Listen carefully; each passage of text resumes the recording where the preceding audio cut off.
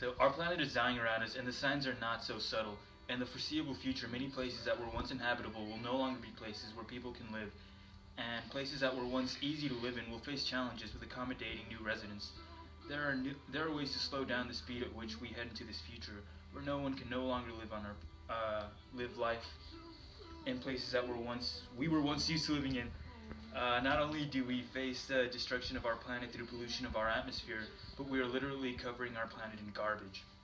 There is an island bigger than the state of Texas that measures 600,000 square kilometers, known as the Great Pacific Garbage Patch. It's 2 times bigger than the state of Texas. The Great Pacific Garbage Patch is not unique, as there are more patches all over our oceans. That is only the one between Hawaii and the continental United States. So it's the one that's our garbage patch. No one else is adding to our garbage patch.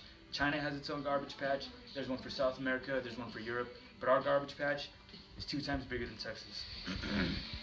Our glaciers are melting, causing water levels to rise, leading many places once inhabitable to be uninhabitable due to being pushed underwater from the increasing rate at which water levels are rising. A good example of the damage done by these rising water levels is Venice in Italy. Venice is close to being uninhabitable as they are nearly completely underwater. People sit down to eat at a restaurant, and the servers have to wear chest-high waders so that they don't spend their days soaked in the thigh-high water of the restaurant they work in. Water pumps have been rendered ineffective as the water level from outside has surpassed the height of the entrance and is within standing height of the residents of much of the city. Some have estimated that within 10 years, Venice will be uninhabitable. Venice is a lost cause as an inhabitable and functional city, but there is hope that it could remain a tourist attraction as a scuba diving tour for a sunken city. Although the average temperature change of 2 degrees seems minor, it carries a much bigger impact than we really understand. NASA's global climate change site quotes, I just pulled a quote off the website. So the Earth's average temperature has increased about 2 degrees Fahrenheit during the 20th century. What's the big deal? 2 degrees may sound like a small amount, but it's an unusual event in our planet's recent history.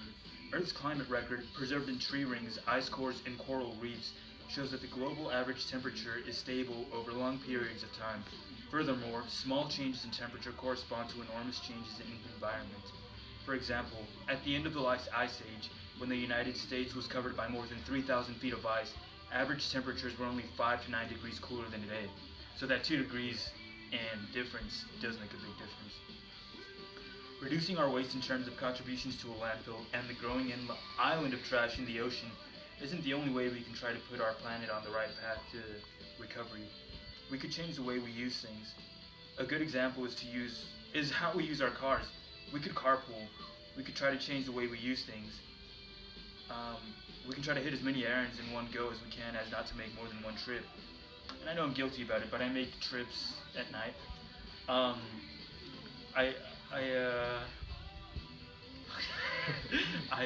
I sometimes like to go for a night drive, and it feels good. And but I need to stop doing that. We need to stop spending money on things like fidget spinners, not just because it'll save money, but like you spin that fidget spinner once or twice and you're throwing it in the garbage, and that's just adding to that gigantic island of trash that's in the ocean. Unless necessary, we should avoid picking things off the shelf for a short life before we throw it into the trash. We can also be more careful about the purchases we make without getting that we cannot get out of making.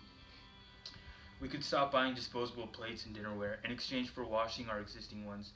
We could source clothing, razors, and other consumables that we can't protect from wear from companies that we know source them ethically, and when finished with them, we could find the proper way to recycle them so that they won't be used to feed an existing problem. As explained earlier by NASA's quote, our recent increase in abnormal weather environments and increase in natural disasters is easily explained by the increase in average temperatures. By that logic, if we can keep our temperatures from fluctuating so dramatically, we can keep natural disasters from getting worse. And maybe, if we can get our temperatures back to normal, we could even reduce the severity by which these disasters occur. Not even by an effort to reduce the damage we do to our planet is all doom and gloom. Giving up freedoms in exchange for a more conservative way of spending in a sense of the way we use things and choose what we spend them on. I think that what would convince most people to this pitch is the fact that by doing these things the way they were described earlier, is that they would save money. Not only will you feel better about doing the right thing, but also get to pocket some extra cash. If you live near a coast that isn't too high above sea level, you might just leave it inhabitable for your children so that they don't have to visit during a ski trip. We cannot prevent the destruction of our planet without the help of everyone on it.